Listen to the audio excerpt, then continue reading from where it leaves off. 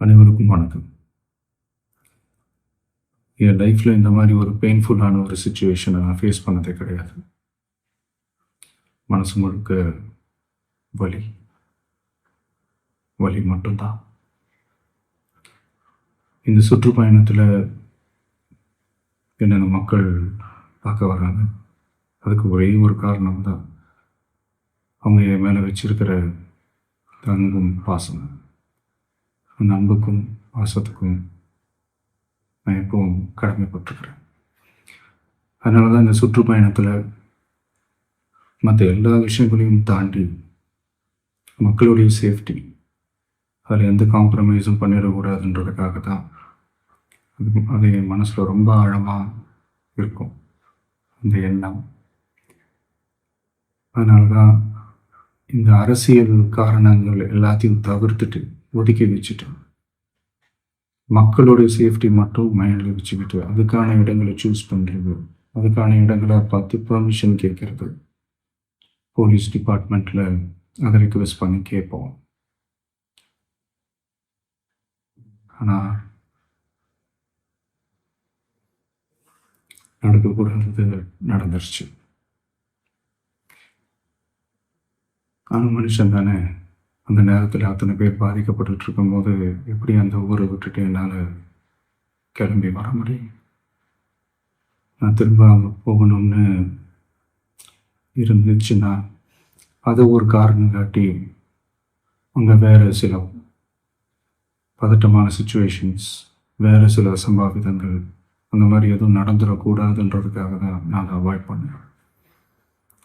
இந்த நேரத்தில் சொந்தங்களை இழந்து தவிக்கிற இத்தனை குடும்பங்களுக்கும் என்னுடைய ஆழ்ந்த இரங்கலை தெரிவிச்சுக்கிறேன். எனக்கு தெரியும் என்ன சொன்னாலும் இது ஈடையாகாதுன்னு எனக்கு தெரியும்.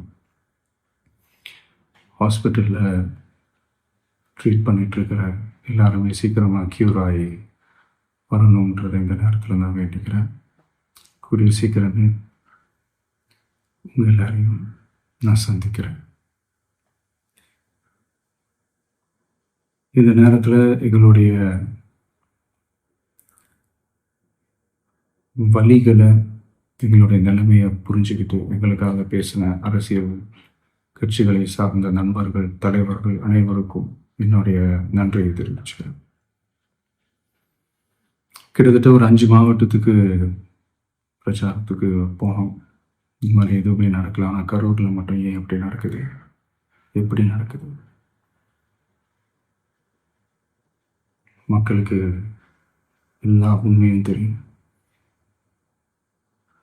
மக்கள் எல்லாத்தையும் பார்த்துக்கிட்டு இருக்கிறாங்க.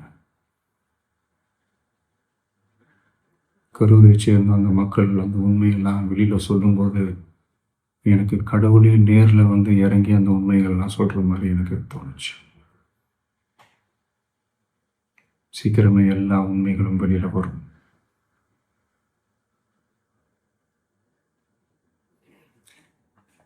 எங்களுக்கு தரப்பட்ட இடத்துல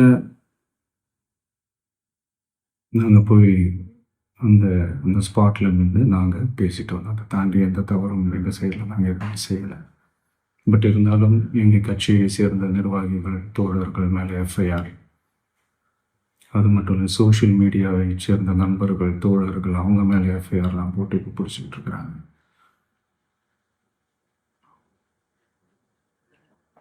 சிஎம் சார், உங்களுக்கு ஏதாவது இந்த பழி வாங்கணும் அப்படின்ற எண்ணம் ஏதாவது இருந்துச்சுன்னா என்ன வேணாலும் பண்ணுங்க. அவங்க மேலே கை வைக்காதீங்க. நான் ஒன்று வீட்டில் இருப்பேன், இல்லை நான் ஆஃபீஸில் இருப்பேன். என்ன வேணாலும் செய்யுங்க.